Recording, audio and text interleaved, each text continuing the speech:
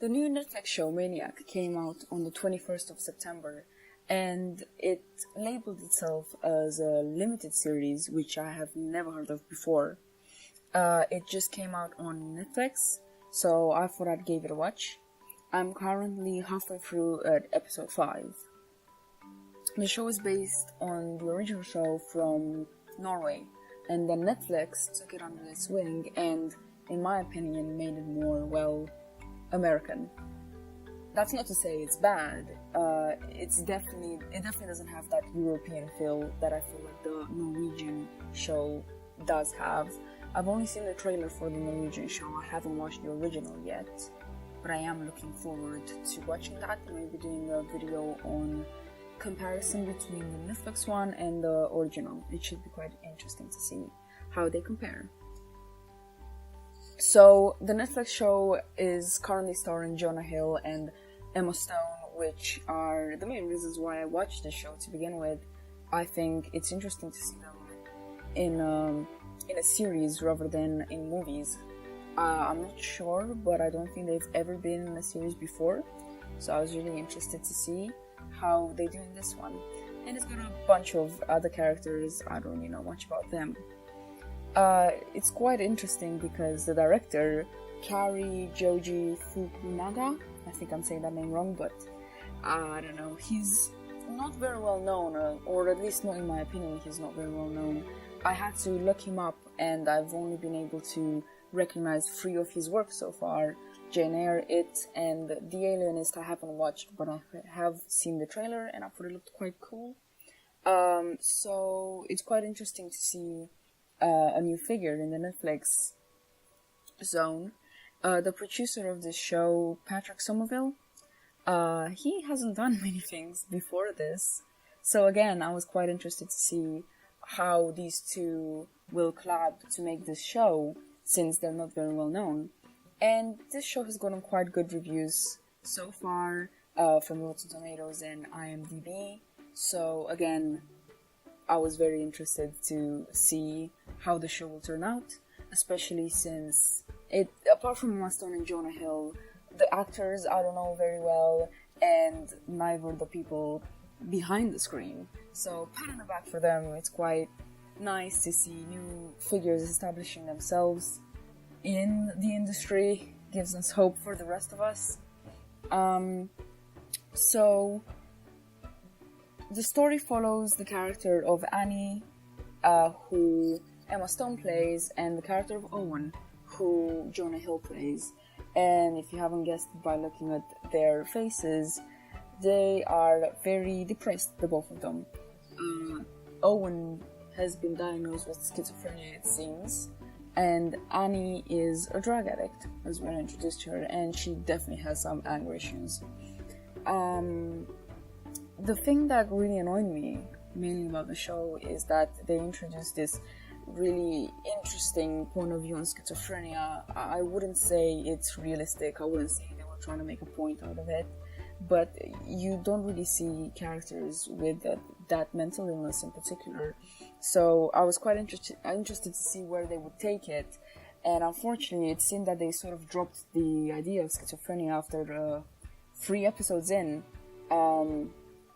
But yes, so the show follows these 2 characters, and their paths meet when they both enter a drug trial made by these 3 doctors. The drug is meant to cure mental pain and bring out your worst memories and your worst fears, and then sort of destroy them, or make you able to live every day knowing that these are your fears and this is what you've lived in the past, living through traumatic experiences. And from this picture, I don't know, dogs usually remind me of Isle of Dogs, but I'll go into that point later. And yeah, so you take the drug and you get hooked up to this machine, and then you experience your worst memories again. And there's drugs A, B, and C, and you have to take all 3 of them in different stages, and we sort of see what the characters go through. if you haven't figured it out by the last few images, this show does have a very lo-fi feel. At least that's what I think. So if you're into that, I would definitely suggest watching this. It's got quite a nice aesthetic. Now, fair spoiler alert, I will be going on to other plot points that are pretty major in the storyline. So if you want to watch the show and you don't want it spoiled for you, then please stop, go watch the show, and come back and see the rest of the video. Alright, so unfortunately, my opinion on this show is not very common considering the hype around it. I didn't like this show very much at the beginning. I actually had to redo my entire audio for this video because when I did it, I was talking about up to episode 4, and then I watched episode 5, and I thought, okay, what I said before doesn't make sense in the context anymore. So I had to redo the entire audio. So now I will be talking about every single episode up to episode 5. There are 10 episodes and I'm only halfway through. But yes, I didn't like it from the first 4 episodes because I just felt like the first 4 episodes you were meant to already be introduced to the characters, already be introduced to the issue. There's a certain structure that a story follows, and you can bring that structure, of course you can. However, to me, this TV series didn't really have a structure. It didn't make sense. Why? So first, the story. If you haven't seen this show and you still want to watch this video, I'm just gonna give a quick recap of the story up to episode 5. So as I said before, they are on this drug trial, and you see Emma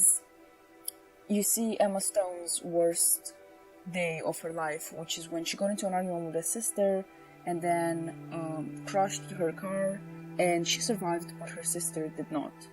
However, you realize that Owen did not in fact take the pill, and the doctor realizes that and makes him take it after the drug trial. But you also see a sort of little flashback from his life, from his brother's engagement party when he tries to kill himself. So you still get a little bit of an insight.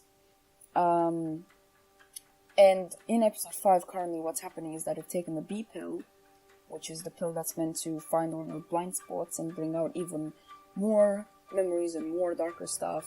However, for some reason, these two characters share the same feelings, the same emotions, the same stories that they make up in their heads, which is never meant to happen, but they do. Which is where the intrigue in the entire story comes from. So, my issue with the storyline is that it doesn't really have a structure, again, as I've said before. It goes from Emma Stone's character's point of view to Jonah Hill's character's point of view. And it's not like it goes back and forth, it's just like you don't know exactly when it goes to Emma Stone's point of view to Jonah Hill's point of view. There's no structure to it, it's just chaos. Again, another thing that I didn't like is how easily they dropped Owen's character's schizophrenia. It could have been so interesting. They had an idea and they didn't stick with it because of course they needed to move on the story to the drug trial. However, they just had too many ideas that they seemed like they wanted to explore. And again, it's got some political messages, I would say. The whole ad buddy thing is like a commentary on pop-up ads and how we refuse to pay, however we are willing to give up our time to see these adverts. So yeah, it does have some sort of social commentary on all these stuff. And again, the world that they live in, it's not absurd, however it's not real.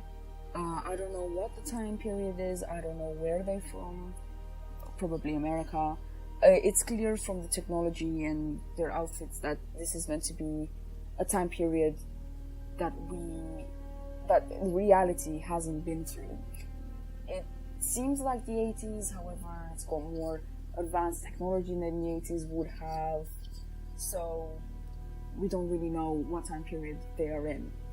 Which would be cool if they took it to the extreme and actually made it an absurd type thing and made it in a parallel universe, but they didn't. They didn't explain anything. So rather than it being intriguing or you wanting to find out more about this world, it just ends up being confusing. I want to carry on watching because I don't know what's going on, which is not a good thing in my opinion. And another thing is that, again, if they wanted to do this in another time period that doesn't exist, you need to introduce that time period, which they haven't done. They sort of, the first two episodes, you kind of get glimpses of technology and pop culture and things like that. But then they enter the drug trial, and from that moment on, there's nothing from the outside world. So you get a glimpse of the world that they're trying to present to us, but it's not enough for world building. So it doesn't make sense. It doesn't go with the story. There's no flow. It just seems like a lot of ideas being introduced way too quickly until the next idea comes along. Next up, the genre. Now, the genre, according to Wikipedia, is dark comedy, and dark comedy is one of my favorite genres. So I was really excited to see the show again. It was another thing that made me really want to watch the show. However, in 5 episodes, I've only laughed once. It's not dark comedy. I thought it was a thriller when I started watching it. I thought they were gonna go into being a thriller. And then around episode 3, I thought, okay, maybe this is dark comedy, I can see it. But again, there's nothing there. It's just, it doesn't have a genre. Which, again, it would be fine if they had an idea, if they had a consistent idea, which this show doesn't appear to have. However, there are some positives. I don't want to end this on a negative note. The entire aesthetic of this TV show, I find it very pleasing. As I said before, it's kind of like lo-fi and very indie. I think IndieWire actually made an article about it and why you should watch it. So I feel like it's definitely a show targeted at millennials and maybe elder teens. But when it comes to the color grading of the show, the reason why it's so aesthetic is because it reminds me of Wes Anderson's color grading a bit too much. I feel like it's stealing rather than borrowing. It's nice to look at, especially when they're in the drug trial. The color grading is there more than when they're in the outside world.